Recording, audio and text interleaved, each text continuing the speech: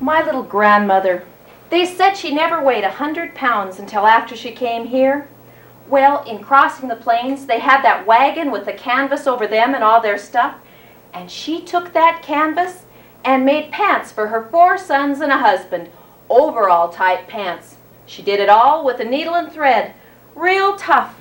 And white, she kept 'em white too. I can just see her keeping 'em washed over a board. I don't know how she did it, but anyway, she did. Yeah, my father told me a few stories about crossing the plains. He didn't talk much, but he said that the young men were detailed to furnish meat for the wagon trains. Wagon trains was 112 wagons, pretty long and a lot of people on it. And through the buffalo country, it was pretty easy pickings for them young fellas.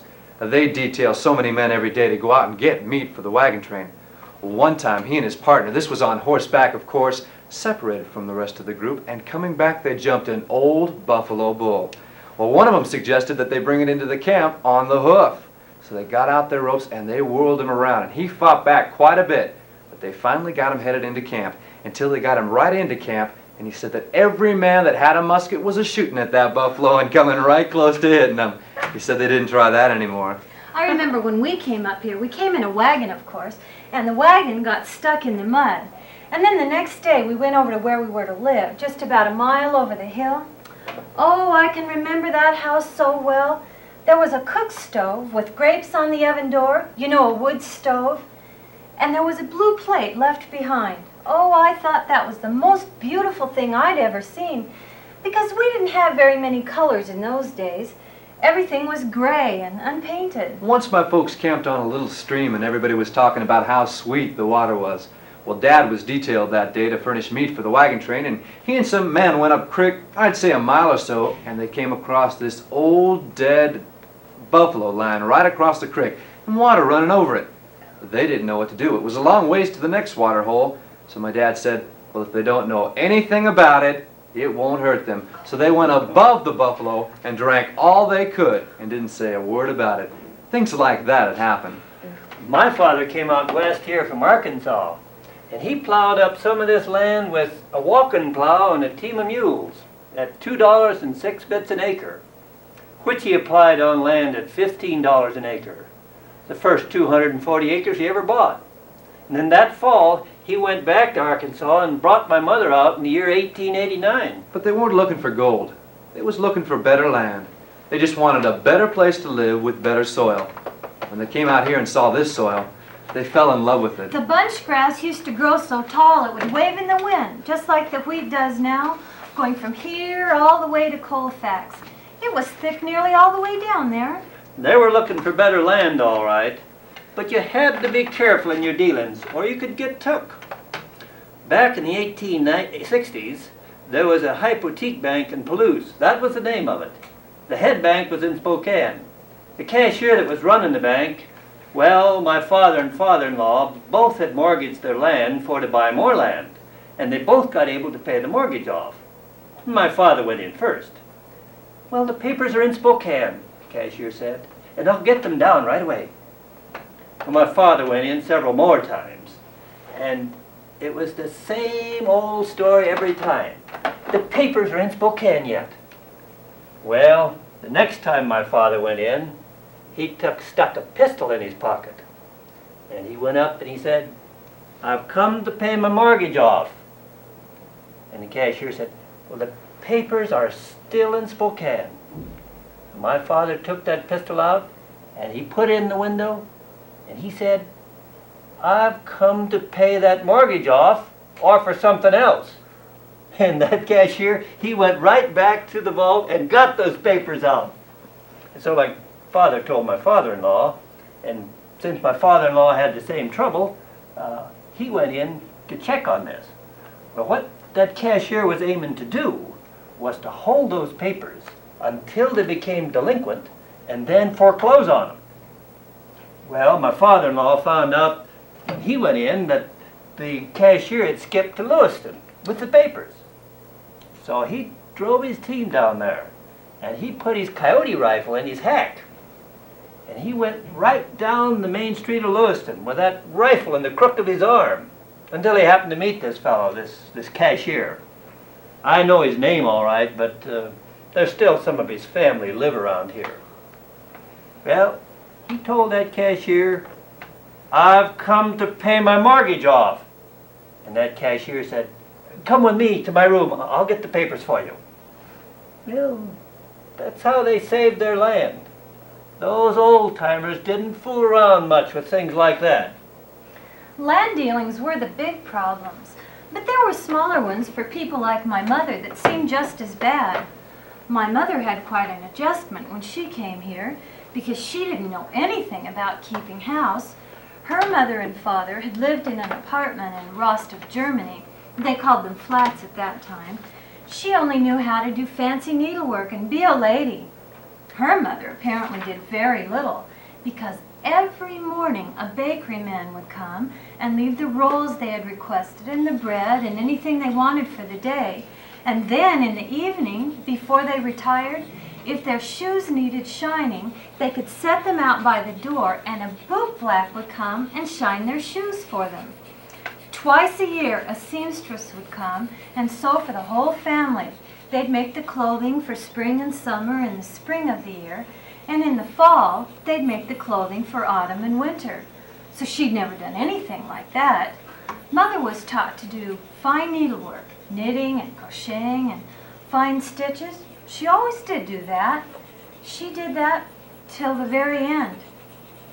The laundry was done once a month. A lady would come for a couple of days and do the laundry and all the mending, take it down to a laundry room, I suppose. So that was the kind of home my mother had come from.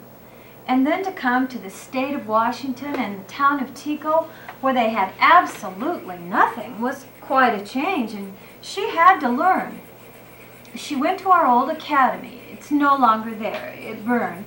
She went up there. I think my father sent her there after they were married to learn the English language. Well, my father had a pretty good education, but my mother had no education at all. Her lot in life was the cook and the housekeeper. None of this running around like women do these days. But it was a full life, let me tell you. She sewed for all of us. That kept her pretty busy. Oh, the cooking and the sewing and the washing. For years, the washing had to be done by hand. But Dad was good to her. He got her one of the earliest washers with the engine and the belt going to the washer before they put them together into one unit.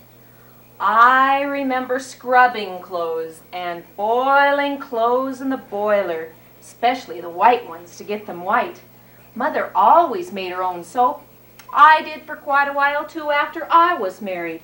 I would shred that hard cake of soap, cover it with water and melt it on the stove. Use that in the washer. There was none better, really.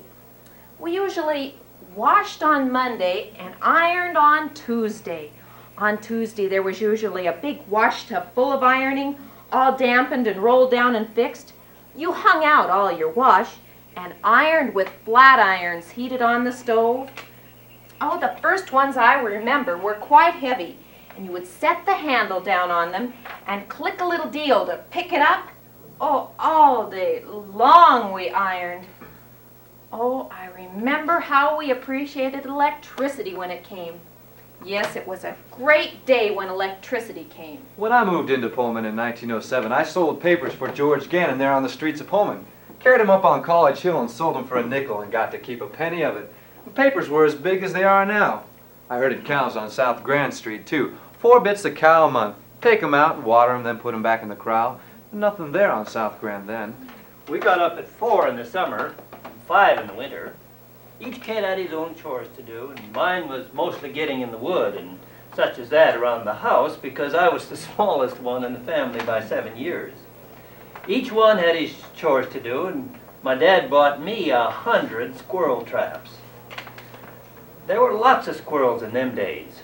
Them squirrels could cut the wheat to beat the band on a hot day because they wanted to get the juice out of the wheat stem. Taking care of 100 squirrel traps after school was quite a job now.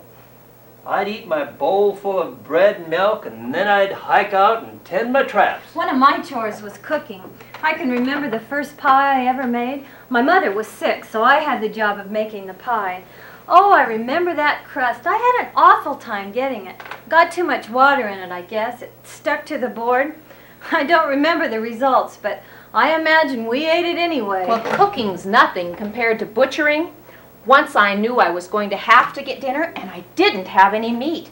So I chased a chicken down, put it under the wash tub, left its head out, and then I shot that chicken twice in the head because he wouldn't close his eyes. After that, if I had to have a chicken, my son would usually hold the feet and I'd chop the heads off. I really didn't relish that job, but it had to be done. You can do things you don't like to do. That reminds me of my mother's pet rooster. She took a liking to him and made a pet of him, you see. Once he ate some green apples, and then he ate some wheat, and then he couldn't do a thing. He'd gone completely set. Well, my mother felt so sorry for him that she cut open his craw and took out what was in there. And then she sewed it up with a needle and thread. And then that rooster went out in the yard and crowed. I did a lot of gardening, I remember. We grew not only fruit, but melons, watermelon, cantaloupe, and tomatoes.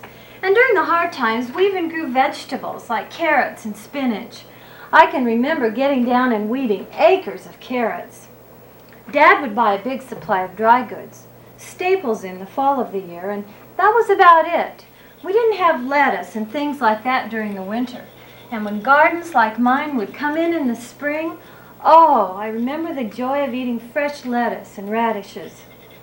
Most of the time, we had our own meat. We'd butcher and hang it up when it was cold.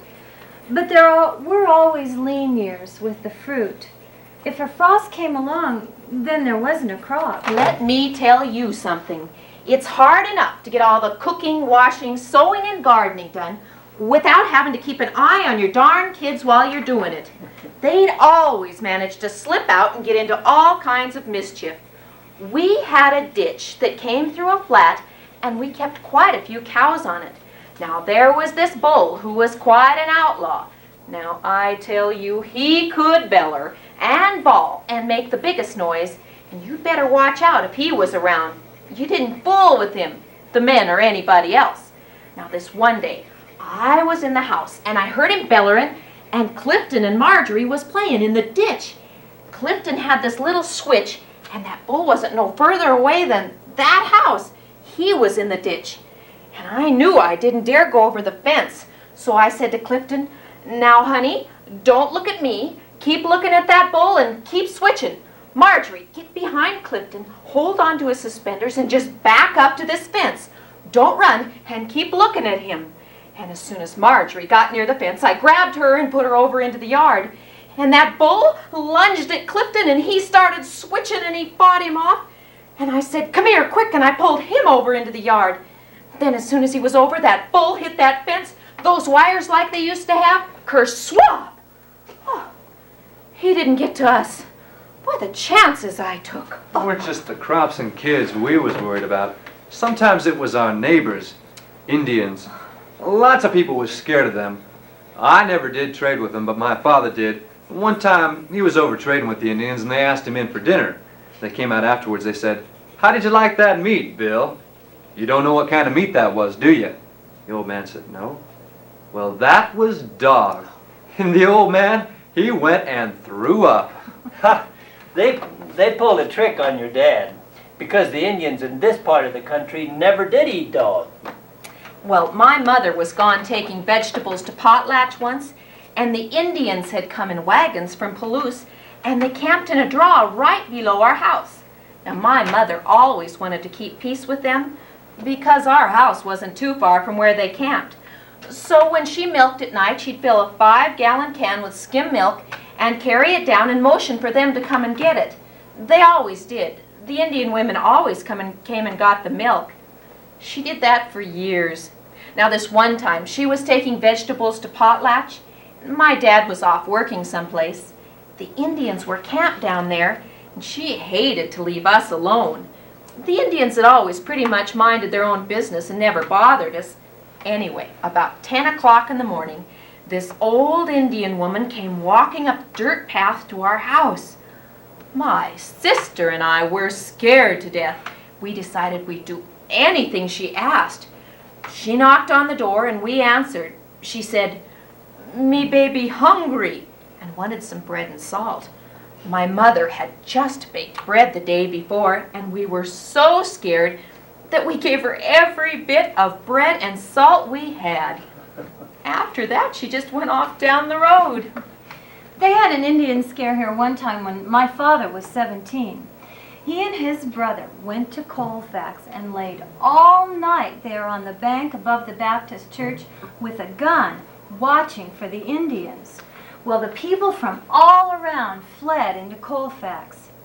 Doesn't that seem odd? They'd all go down into that gully and be sitting ducks. But that's what they did. And while they were all off down there, afraid of the Indians, whatever little rising took place around here, I'm not really sure what it was, why, one of the Indian men went around to all the white men's places and opened up their barn doors and corrals to let their cattle out to get water. He did that for those people. Didn't sound as if they were very bad, did it? I think people probably mostly scared themselves. Indians was usually the least of our troubles. You know, it is ridiculous when you think about it. I don't know how we lived up to be healthy at all. When you think about it, the food we had to eat. Oh, and what we had to do. But we were a healthy lot, the whole mess of us, right straight through. Except when an epidemic would come and take the babies. Measles and whooping cough were the two bad ones. Boy, do I ever remember the whooping cough. I had to sit by the side of the crib by the hour to keep them from choking. Put my hand under their little heads. Grace was just a tiny baby. She was just a month or so old. But Florence was 1.5 years old when she died. Because my grandfather was a carpenter, he had to make coffins for the people who had diphtheria. They had a diphtheria scourge through here when my father was about 19. He would go and sit up all night with the families because he had the knack of being able to wake up right on the dot if he set his mind to when he wanted to awaken.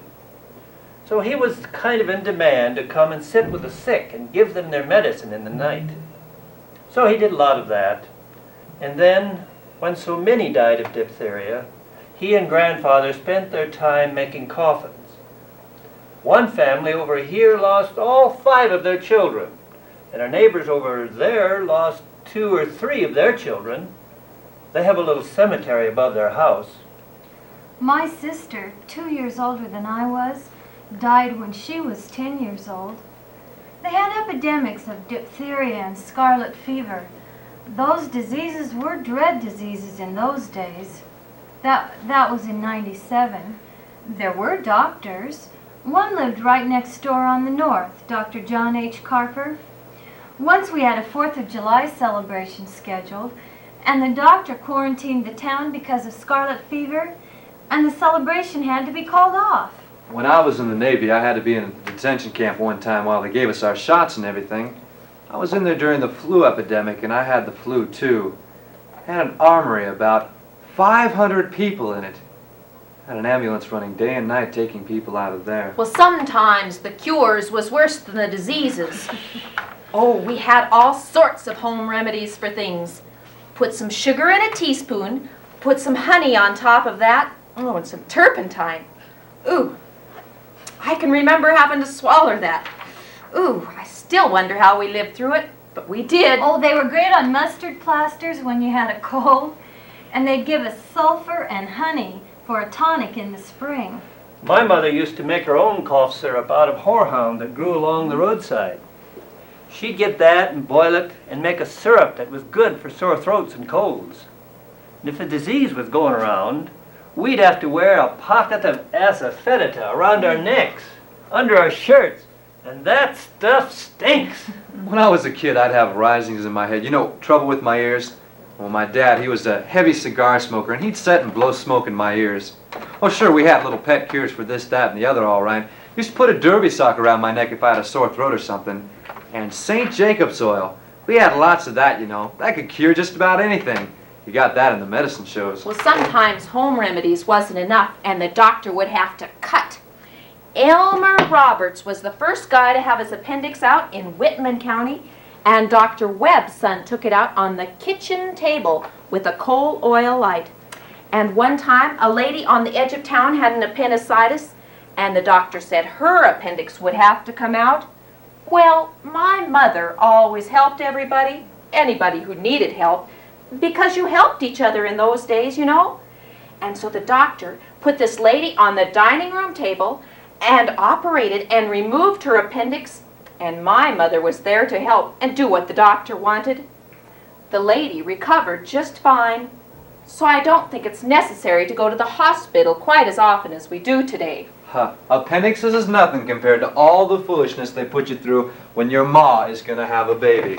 I was sent clear on the top of the hill where I didn't know what was supposed to happen.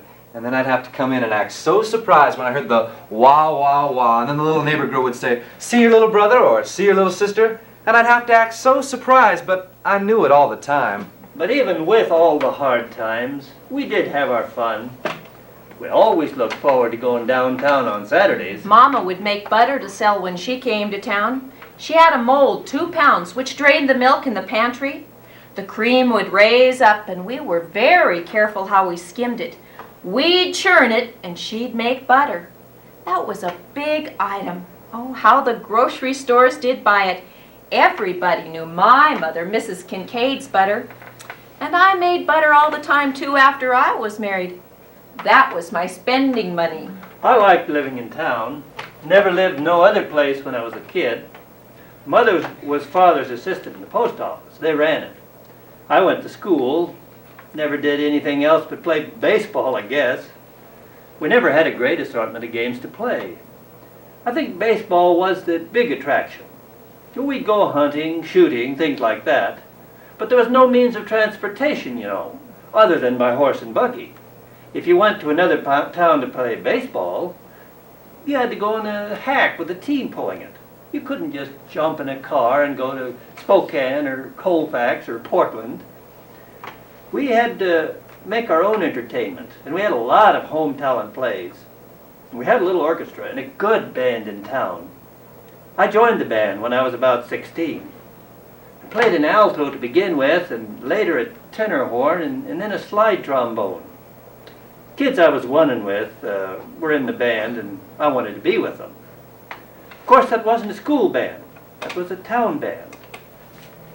There were plays that came through, and dog and pony shows and such like. And finally, the Chautauquas came. And there were lots of troops coming through, and the band always played for them. You could get in free that way. Medicine shows, they were another one. Oh yeah, they could give you some sort of dope that could cure just about anything, I guess. Oh, I remember the employees of these medicine shows. They get out in the audience and sell somebody. They only have one bottle at a time, and they'd have to run back to the stage. "Sold out, doctor." That's what they'd always say, and then run back to stage and get another bottle, you know. Troops would come through that'd have a dog or two and a Shetland pony. People like entertainment. They really patronized it because people couldn't get entertainment that easily. They just took every chance of every opportunity of that sort. The circus would come through, and they wouldn't stop in Farmington. They'd go to Spokane, and we'd have to follow them up by rail. Wouldn't take a car. That would take a day or maybe even 2. Chautauquas, of course, they were a different kind of entertainment, pretty high-class stuff. They had lectures and such, and people who were well-known, but that was later. Personally, I didn't do much because the folks wouldn't let us have a dance, and that's about the only thing that went on weekends. At Garfield or somewhere around, they'd have a dance, and the girls who were fortunate enough to have brothers, they would take them if they weren't old enough to have a boyfriend. But we weren't allowed to dance, so we never got to do much, and we never learned to skate. The river was right over the hill, too. We had our own fun at home, though. We rode horses and learned to sew, do a little embroidery. The neighbors was much the same way. Gladys Van Tyne lived just over the hill, and she would walk or ride a horse to Glenwood, about 2.5 miles, take the train to Colfax, and go up to the Catholic Academy there to take music lessons. Then she'd get back on the 4 o'clock train and come home. That's the way she learned music. But we never had music lessons except what my sister taught me. I learned to play mostly on my own, and she taught me the notes. We had an organ when I first came on the scene, and when I started high school in Garfield, my dad bought a piano from an old lady in Alberton, so we practiced on that. It was a pretty dull life, I guess, compared to most of the kids today. You know, you're right when you say that dancing was the main goings-on. Once when I was working up at Camp 1, I quit my job in the logging camp and walked to Priest River. Then I heard that they were going to have a dance at Camp 1. A couple of individuals back there had found an organ that had mice nests in it and everything else, and they cleaned it up and put it on a bobsled and were taking it to the camps. Well, another kid and I walked back up to Camp 1 to the dance and carried our shoes 21 miles. And then we pranced all night long and chased our girls from one room to another to see if we could get them alone. And then the next morning, we walked over to a stump rancher's and asked for breakfast. And then we walked back to Priest River. Oh, I wish I'd learned to dance. Oh, Ellen, that's easy. Let me show you how. Oh. You do. Put your left hand right Noisy here. song. Sing something. Oh, In the good old summertime, in the good old summertime. La da da da da da da da. Thank you. Yeah. There was always big doings on holidays. In 1910, they had a merry-go-round at Lyle's Grove. And a school teacher there, he gave me a whole bunch of tickets, and I got on that thing and rode it until I was deathly sick. All day long, I sat next to the creek, and I didn't go to the 4th of July that time. Ah, the Alberton picnics were another big event. You know, we had passenger trains running in all directions. They used to have a big crowd there. They had a ball game and horse racing, balloon ascensions, egg dodgers, all that stuff. I'll have to tell you about the egg dodger. They were selling them eggs, and the dodger sat on a box and stuck his head through the canvas so that he could dodge them. And if you hit him, you got a doll or a prize of some kind. In them days, we had these old black powder firecrackers, about a foot long and as bigger around than a broomstick. Well, some kids, them little devils, went to work and put one of them under the box the egg dodger sat on. And they almost blew that box to pieces. I'd have been afraid to do what them kids did. I remember I saw my first little airplane at the Alberton picnic. In fact, we sat in the yard here at home and saw the first planes rise and come up and sail around a little bit in the sky. And we used to go down there to the picnic and take our lunch. They always had quite a lot of entertainment. They had a ball game and a racetrack. Always a big dance in the evening at the dance hall. People would take their lunch and always picnic at noon. They brought the train from Spokane and parked it there on the siding, and people stayed 2 or 3 days. Oh, the Alberton picnic was something to see. Yes. Baseball was my favorite summertime entertainment. We'd go to Garfield or Tico and we'd take extra hacks. That was exciting. We liked it because we didn't have cars then. Before the town team, we had a team called the Giants because they were all big men and fine players. The town team was good and won the championship that year. When the Giants was playing, the saloons was pretty strong.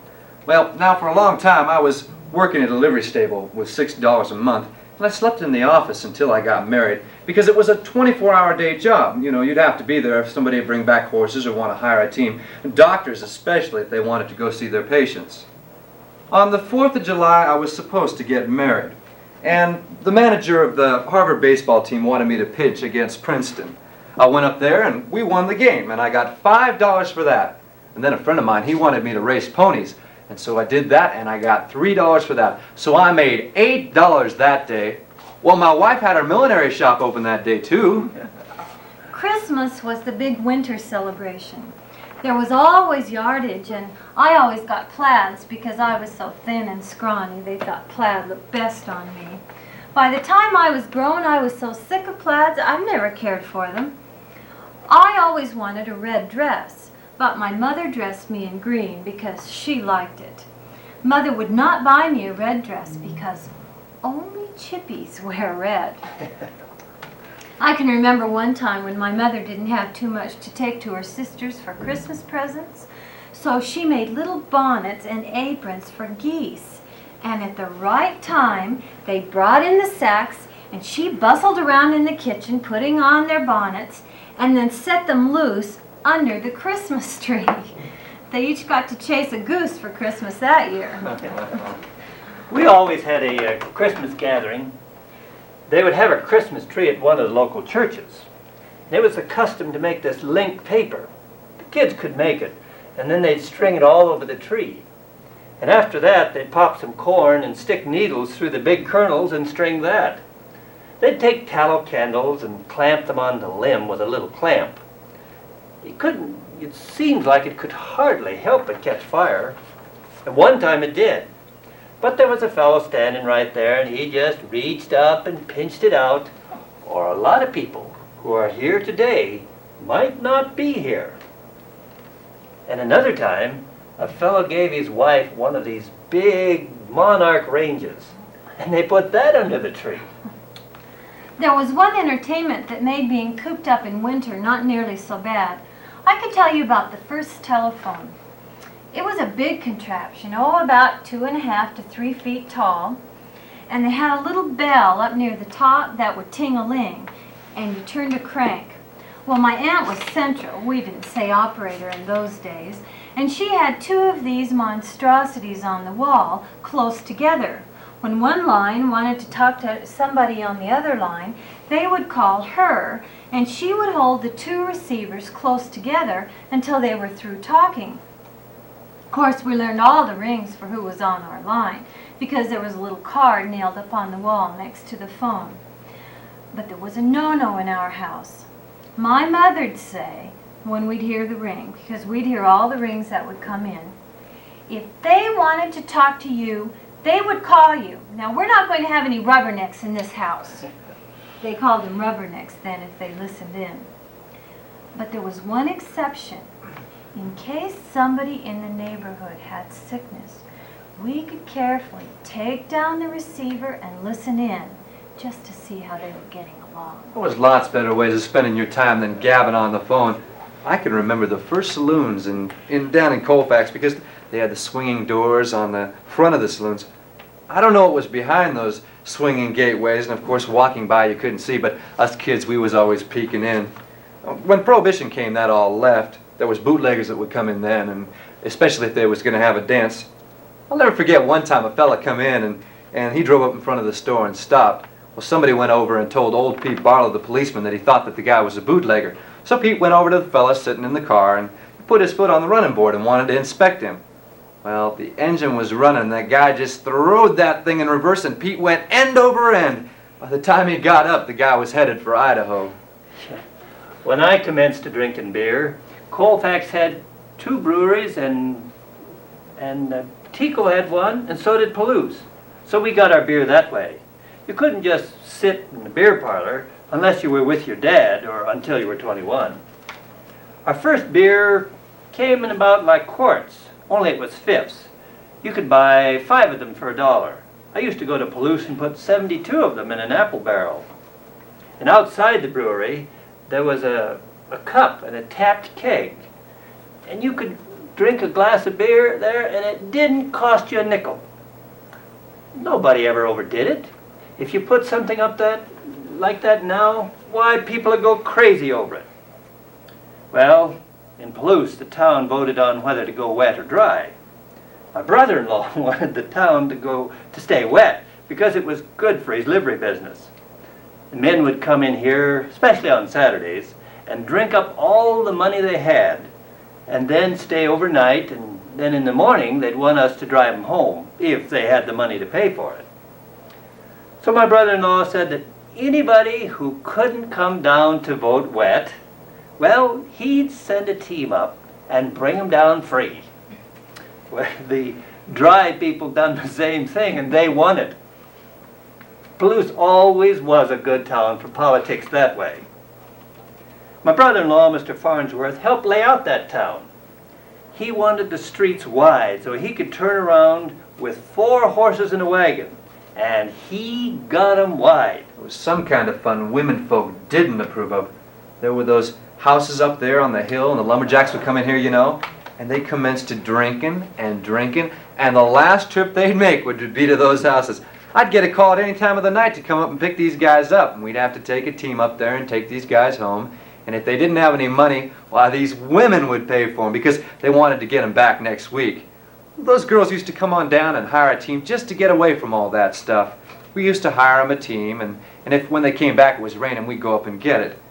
I liked to hire the team to them because they always tipped me 50 cents or a dollar, and I liked that. It came in real handy. Well, they was good to talk to as any girl. They didn't dress differently, and coming down to town to get their groceries, they didn't turn right nor left walking down the main street.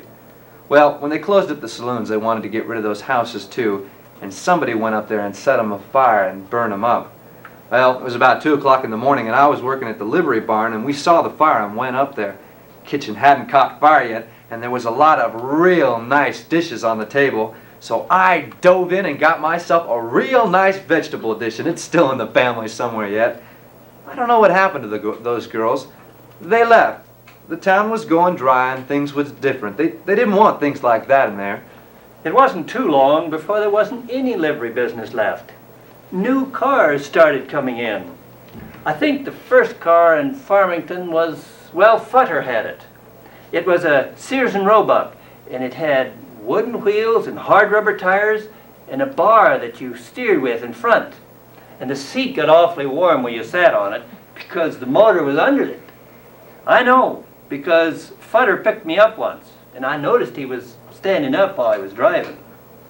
I got in, I sat down, and I stood right up when I touched that seat. I think that was the first car in Farmington. And then there was a Maxwell, and after that there was a Model T Ford. That was about 1910. There weren't many cars until about 1918. I can remember our first car after we were married. It was a Ford with a brass front and detachable side curtains. There was no trunk on the back, but you could carry your luggage along on the running board. You had to crank that car too. Get out in front and attach a crank. Yeah. That was quite hazardous because if it flew off and Like hit this. you, it could break your arm. Oh, you had to keep filling the radiator with water to keep that old car from overheating. It seems to me we had to remove the cushion in the front seat to put the gas in. We had no paved roads or gravel then. I remember once we didn't get very far from home when we got stuck in the mud. I got out to push, the wheels began to spin and just plastered my new coat. I had a fur coat, I guess it was made out of rabbit or something. I don't think I ever did get all the mud out of that coat. I got my first auto in 1917. I gave $450 and they threw in a barrel of gas. One time I had 9 flats. I put on all new tires before going to Seattle, and I thought I'd done pretty well. You get out, take them off, and if they had a hole in them, you patch them up and then put them back on and pump them up. That was a real sport, especially if it was storming. And those old cloth tops, you'd have to bundle up to beat the band to keep from freezing. But we've done quite a lot of running even then. But cars was something to look forward to when you was older. School came first. When I was teaching in Oakesdale, my pet peeve was gum. Ooh, that just irked me so terrible. I said, I don't care. You can chew all you want to after you get out of my classroom. But when you're in my classroom, please park your gum. One kid says to me, how come, Miss Green, you object to us chewing gum, but our English teacher chews all the time? So I was on the spot.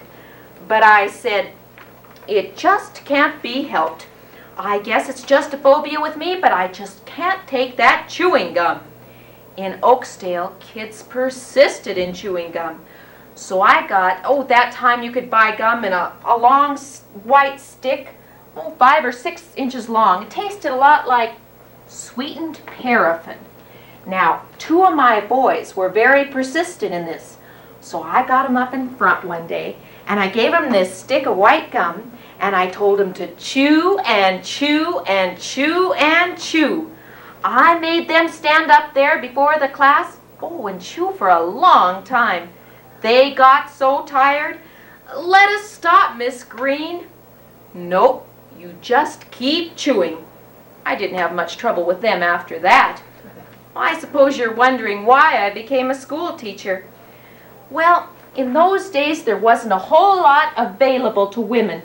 Teaching was respectable, and it was a little easier, other than going to secretarial school. I don't know if I decided or my dad decided that I would be a teacher. I just didn't give it too much thought. That was about the only thing I could see that I could do. It meant being educated. I suppose there were other things I could do, like, being a waitress or something like that. But I don't think my parents cared for me to do that. Nowadays, I think children participate, a lot more in choosing what they want to be.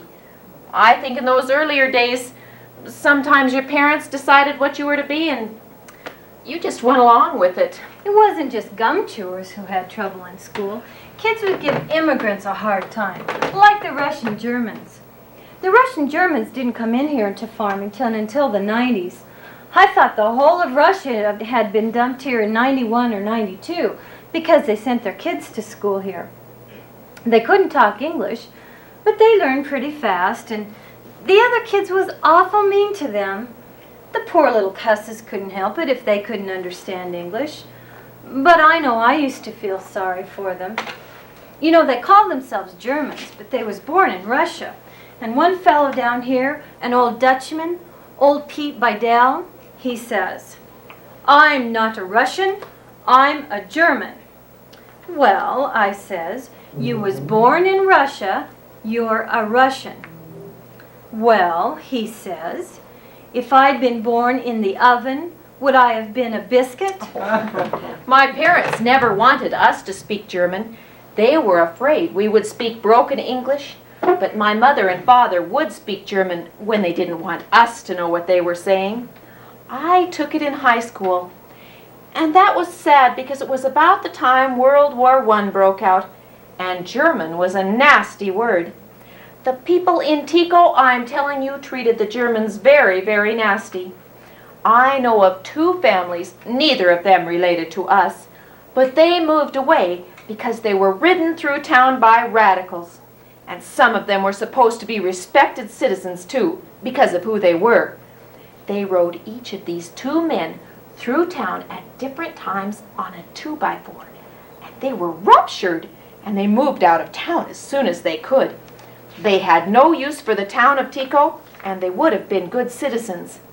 I understand they wanted to take my father, but that would not have looked very good because he had a son in the service, and the people who were doing this had no sons in the service.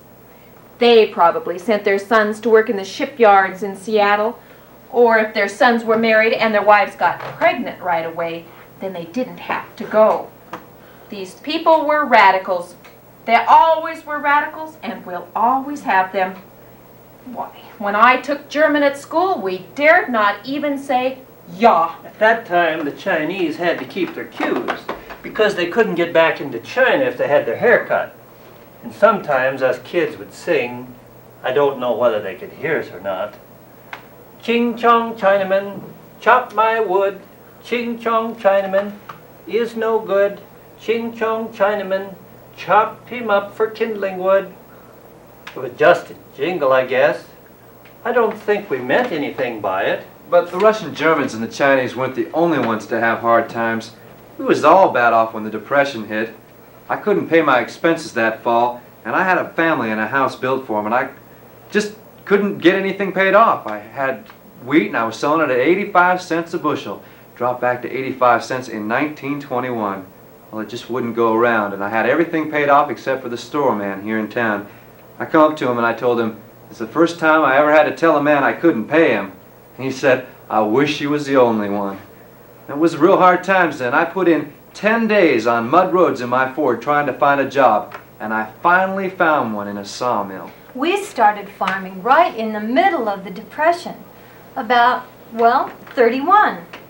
I remember we had some hogs, and we sold 2 to a butcher in Colfax who was operating on a shoestring too, and they sold for 5 cents a pound. And we didn't get all our money then. The man just couldn't make it. Things were really tight. But anyway, where there's a will, there's a way. I think wheat then was 34 cents a bushel. If my husband was still here, he could tell you a lot more about it than I can. He was the one who had to worry over the finances more. I knew things were tough, but I didn't know how tough. Just several years ago, he told me some things about how tough it had been that I really hadn't been aware of. My job was to keep the kids clothed. I made their clothes all the time, mostly out of other clothes. We just didn't go too much. And we burned wood, so there wasn't any oil or electricity bills yet. Well, I'll tell you, as far as I was concerned, the Depression never did affect me. I had work whenever I wanted it, and lots of times when I didn't want it. Oh, there were people that were pretty tough on some, but damn it, you know, if a person's got an idea that he can only do one thing, and that ain't to be done, well, what are you going to do? I found out that if you can't do one thing, do the next best. It worked for me. I tackled anything, whether I'd ever done it before or not, and I never got fired in my life. Even before the Depression came, you always depended on your harvest. At harvest time, men would come and sit on benches around town waiting for somebody to hire them. And the young boys would come down to work in the harvest from the nearby towns. Oh, that was quite a happening in our young lives. But on Sunday, nobody worked. Not the fruit pickers nor the pea pickers. Up until 36, I used horses to harvest. Everybody had a tractor, I think, before I did. But I farmed 240 acres, and I'd done it all myself. And in 36, I got a little 22 gas Caterpillar tractor, and used that for about 20 years. We harvest hands all slept around the straw stacks, and we'd have our bed rolls and beds, and we'd rope them up in the morning. Once in a while, us young bucks would get up in the middle of the night, and they had quite a bit of chains on the harnesses then. And we'd get those together and go around hollering, woo, woo, and those chains are rattling. You'd see guys popping out of their beds. Well, one summer I drove a push binder. We were binding in them days. It was a 12-foot binder. Well, I started working for $6 a day, and I thought that was the beatin'est thing I'd ever heard of. Well, it came to a rain, and I went into town here, and there was a couple of fellows harvesting wheat with a combine, and they were out of Saxor. So one of the fellows talked to me. Somebody had told him I could sew sacks. You don't know how that's done? Well, a sack needle is about 4.5 by 5 inches long, and it's got an eye in it about 2 inches long, and it springs open. You sit on your twine, and you just grab a piece of twine on the edge of your needle eye, and you spring it in. The blade of that needle is just as sharp as a knife. And when you sew a sack, you just grab the needle, yank the twine from under your rear, sew the sack, cut the twine, and then catch the needle on the next piece of twine. Then you drop it down hanging into the twine. Then you take that sack and set it down the chute, and you're ready to sew the next sack. There were lots of machines burnt out during harvest. Smut, and there was an awful lot of smut that year too, and that was the cause of it. That darn smut was so thick that a spark would ignite it. Of course, some of them blamed it on the Germans, but it wasn't. It was that darn smut, and I know it because I worked that fall. And it was that darn smut. It was so thick that a spark would ignite it. It was during the war, yeah. Some of them blamed it on the IWW, the Independent Workers of the World. Now, I don't know whether they did it or not, but every time when machines were burned up, there'd always be a sack of wheat with matches in it. You know, they'd go along and stick them down in the bundle, you know, a handful in the shocks. Everybody blamed the IWW. They used to call them the I Won't Works. Well, my brother-in-law ran an outfit, and he got burned out. And everybody was getting burned out. So I said to the two fellows who worked for me, we ain't going to get thrashed if we don't do our thrashing. So I said we'd pull the rig out into the field, and I'd send the roustabout into town to hire a crew. But I told him, don't ask any questions. If you see a man with a bedroll and who wants a job and looks like he wants to work, you hire him, but don't ask him any questions. Well, I had IWWs working for me, and I thrashed 10 days and never had a fire. There were some farmers who burnt 2 rigs, but I didn't lay it to the IWW because I never caught them in the act. I started going on the harvest cookhouse with my mother and sister when we were, about 8 or 9 years old. We washed dishes, peeled potatoes, vegetables, set tables, all kinds of things like that. I can remember the wasps dropping into the dishwater and stinging our hands when we were up near the apple orchards. And we always put up lunches in the morning about 10 o'clock, and breakfast was about 6 o'clock. I don't know what time we ate dinner, but it seemed like it was always dark. We had to chase the flies out with old dish towels, and then when the men would come in, the flies would come right back in with them. Flies were a real problem in those days. When I was 18, a friend of mine and I, we went on the cookhouse by ourselves for 40 days, and we got $5 a day. Many of the girls in those days worked out in Spokane, doing housework, came back to school then in the fall. We must have been awfully poor, but we didn't know it. Really wasn't too exciting a life, I guess. Looking back on it, at least to tell it doesn't sound exciting, but I wouldn't change it. It was a good, clean life. People took good care of us, and I think we grew up to some good ideals. My folks were religious. Most people in that era were, I think. You had to have some sort of faith to make it through the rough times. Dad held a family Sunday school for us when we didn't go into the church in town, which wasn't our denomination. Even before the days when we started attending that church, he always held Sunday school for all of us, every Sunday. He told Bible stories, all in Greek, for he was from Greece. My dad was quite a religious man, you know. He had quite a faith in God. Well, my folks were religious, but we didn't go to church very often. It was kind of far, and my dad said the horses needed to rest on Sundays as well as the rest of us.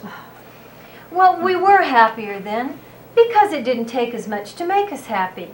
We all had fireplaces, big fireplaces. That was our heat. And we'd all gather around the fire of an evening, and now, if people had to live like that, they just couldn't do it. Oh, I've never had any great decisions to make by myself. I just try to live one day at a time. I guess that's the best way from now on, anyway. I don't look back, I look to the future. I try to think positively, because they say, as a man thinketh with his heart, so is he. I guess that applies to women, too.